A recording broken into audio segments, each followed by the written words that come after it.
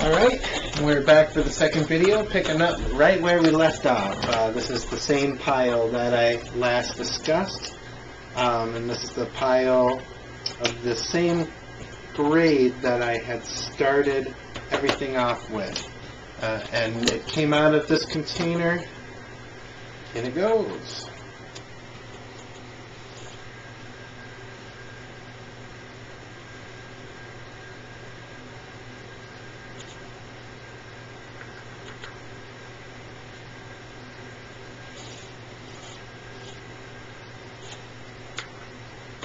Okay.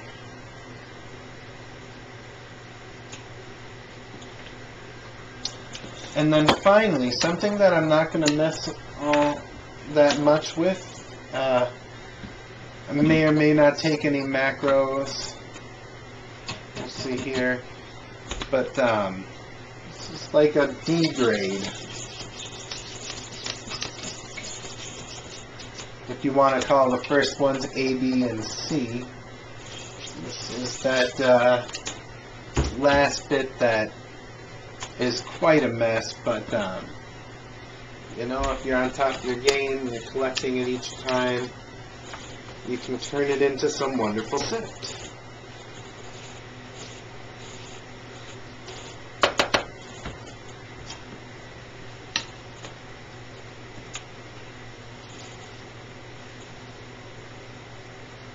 So these couple things here that I'm collecting, this D grade and the preceding grade that we'll call a C grade, that's how we increase the yields with this method, aside from just reworking the material, which is something I'm doing, obviously. I'll be showing you that next.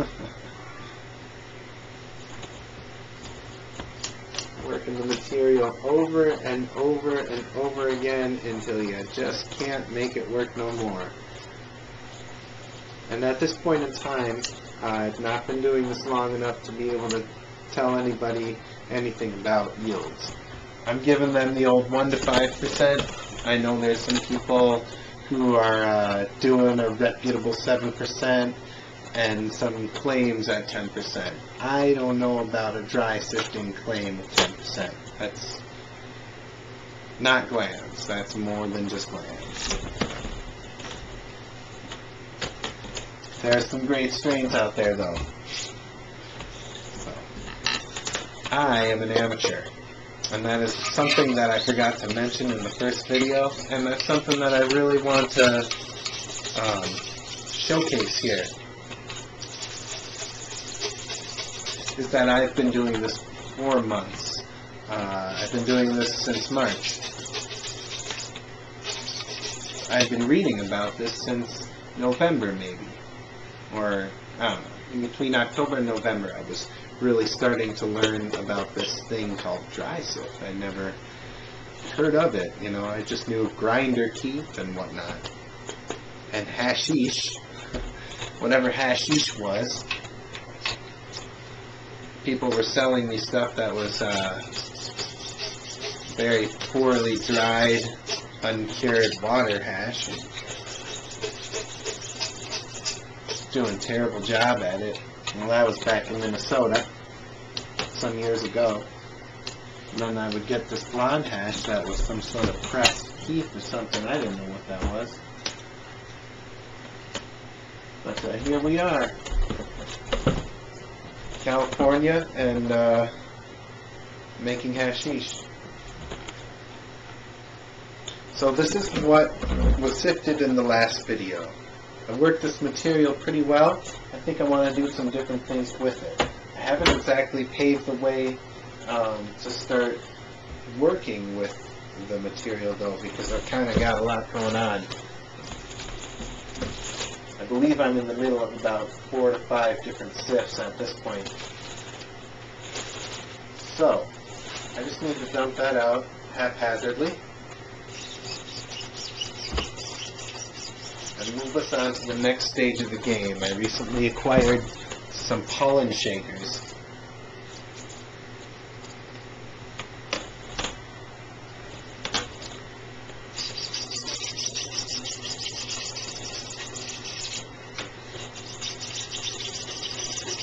And I want this video to show what it is that I do with the pollen shakers. It's kind of fun for me, something to add to the carding method and the Sift Wizard trick.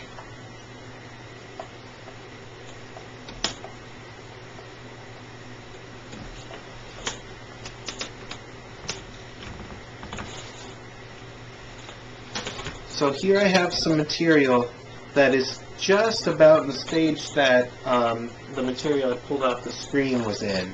And you know what? I'm even going to reach for some of that material. Oh wait, no, there's something else I'm going to go for. This is a tool that I use. The material I just pulled off the screen, when it has a chance, it's going to free up and get in here. Oh my goodness. Yeah, it just rained a little on me. I'm going to pour this stuff in here. I'm making a bit of a mess on my floor. I'll deal with that. As long as it all goes down and not up into my material.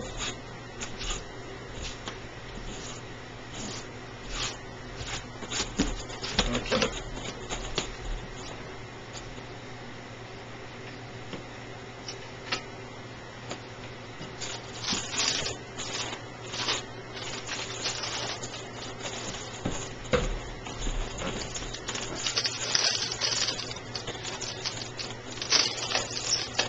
I have these pollen shakers, and I don't know they're microns.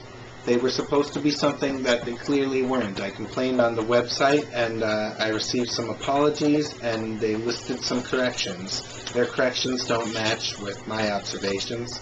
I have looked at bubble bags, and tried to compare the microns that I had in the bubble bags to the microns that I was seeing in these pollen shakers.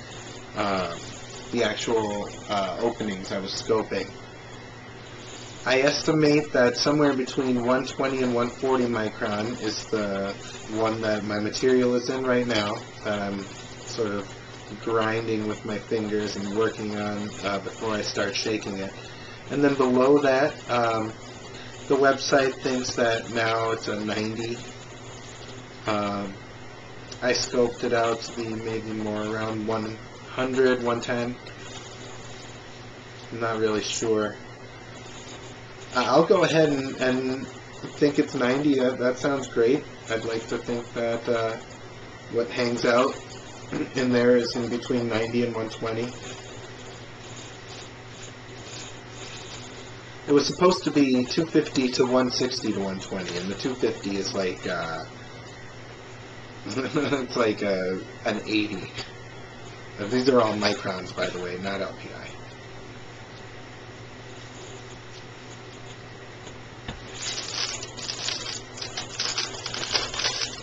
Alright. So I am just going to shake the shit out of it.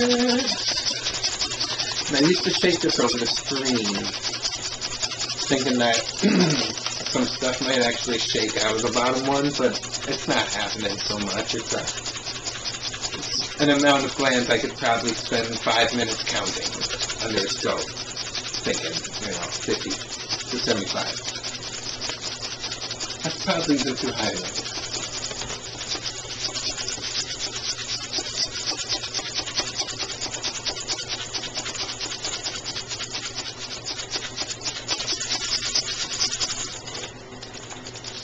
Peek down here, see what's collecting. I see there's something that I'll have to deal with later, but yeah. A large contaminant found its way in the next chamber. Pull right out with the tweezer.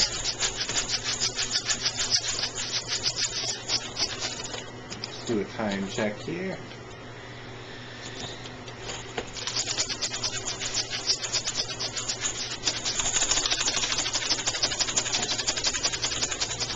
I was watching another video and the shaking that I'm doing here that I know you can hear on the microphone. It almost looked like I was just holding these things still because my stove has some pretty poor latency. or a few frames per second, whatever you call that. I am an amateur. Everything I'm providing you here is all attainable to you. So, out and do it. Get yourself a kit. Screens. Know some folks. Do some grows. Isolate some glands, and you will find out just what it's all about.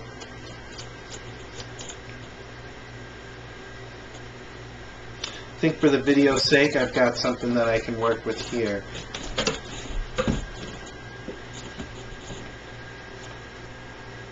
As I mentioned, there was one small little bothersome fella in there. Okay, it just looks like a individual calyx.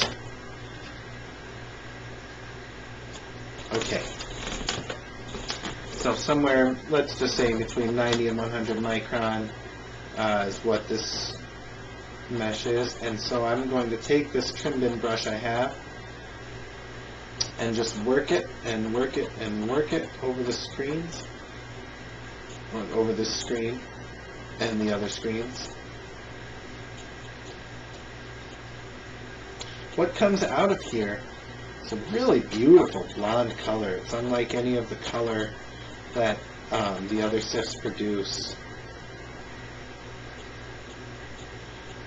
It certainly consists of stalks, but it also has some gland heads that are in the smaller micron order that you don't see isolated when you run the regular Sift Wizard setup, because, you know, figure you're dealing with a 180 micron, you're getting a whole mixed micron mess down there, even though you're getting what appears to be a purity in gland count, you know, a nice purity ranging the upwards to 90% plus when you're doing it right. It's every micron in between 0 and 180. So this is sort of that first time as far as dry sifting is concerned that I've been able to get a proper isolation. And I say that even though I've carded, and I'm going to do a third video on carding. So I'll be preparing for that setup here in a moment. I have a 63 micron and a mysterious refining screen that came with the Sift Wizard setup. Supposedly 70 micron. It does not scope out to 70 microns. Scopes out to somewhere not too far from this apparatus here. But it has static problems. I'm having issues with it. I can't seem to get effective carding done on it. And the 63U, well, that's just not the easiest. Takes a little more patience, right? Now, I think I'm about done. And the stuff that's in here, it looks pretty good. Usually. There are always some bits, and this is definitely a great candidate for carding. But there are some fantastic resin heads in here, some nice big globes. It's kind of cool to isolate them. Yeah, I've been a real fan of these pollen shakers just to get a better isolation. So I don't know if you can see that from the view, but it has a nice color to it from over here. And everything's going to pass through. There's nothing I can really do special technique-wise to catch up stuff I don't want this particular micron sift. Going through a 250 after everything it's been through, it's just on its way down. So really I'm just trying to take advantage of the trick on the next screen. Take advantage of the 180 trick, the catch up with the stocks wherever I can.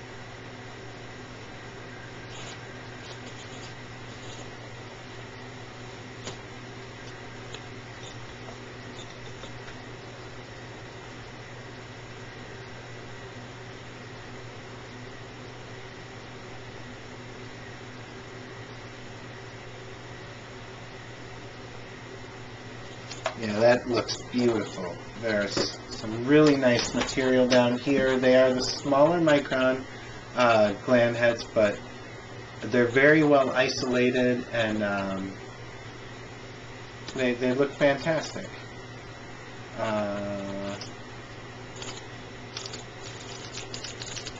Not sure which container's which right now. I don't have time to figure that out. So I will set this aside for some macro shots, just like the others, because I think it's going to be worth it. I'm hoping that I still have time to isolate glands in the pollen shaker itself.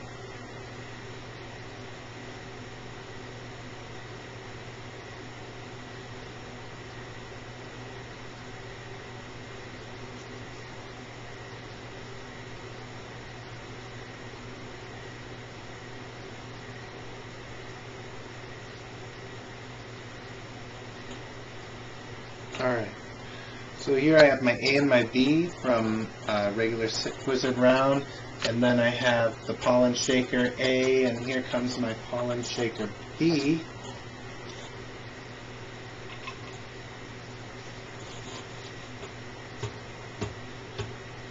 There are definitely stalks that are caught up on there, so you know the trick is still doing its magic. It lets some through here, and there may be more let through here because they're smaller micron stalks this time. They're going to be a little more broken down, so it's quite possible this pile's a little uglier than the other the other B piles would be. I have to turn this thing on and off every time my battery's getting low. It's a fair grade. So I'm getting close to the end of the video here. I think I would like to save this material.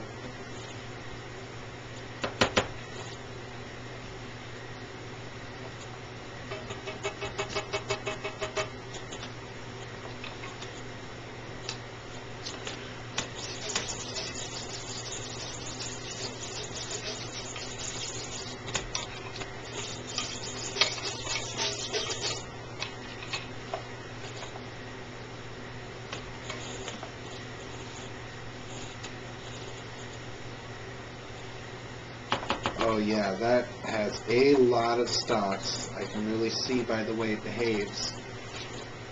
Little haystacks, I call them. Always moving like little haystacks.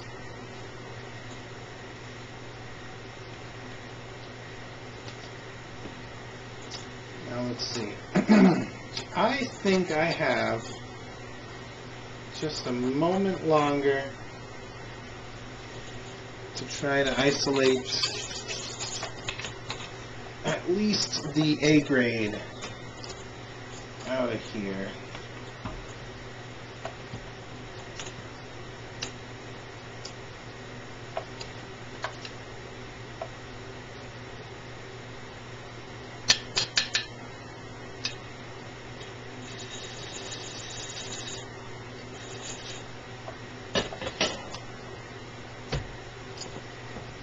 And because this is somewhat larger micron, I can sort of fluff it around, and there are going to be things that catch.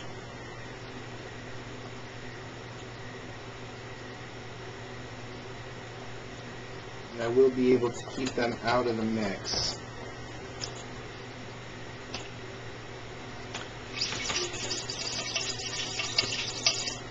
Remember, everything fell through that came through the pollen shaker. Everything went through the 250, but not everything goes through the 250 with this method. And now I'm eager to, just as a final peek, collect these up. These are some of my favorite glands right now with the chem and with my methods.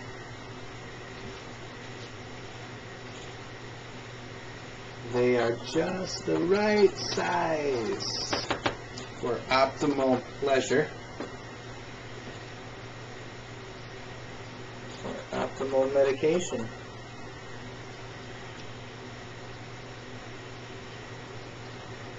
Yeah, they're pretty. So I'll probably cut the video here.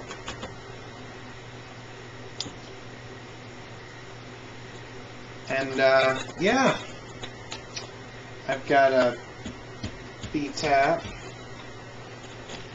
Those are going to be some nice glands with a little bit of stock included. I'm going to run over and turn off this video and hope that we're within the 20-minute mark so I can get it later. Excellent.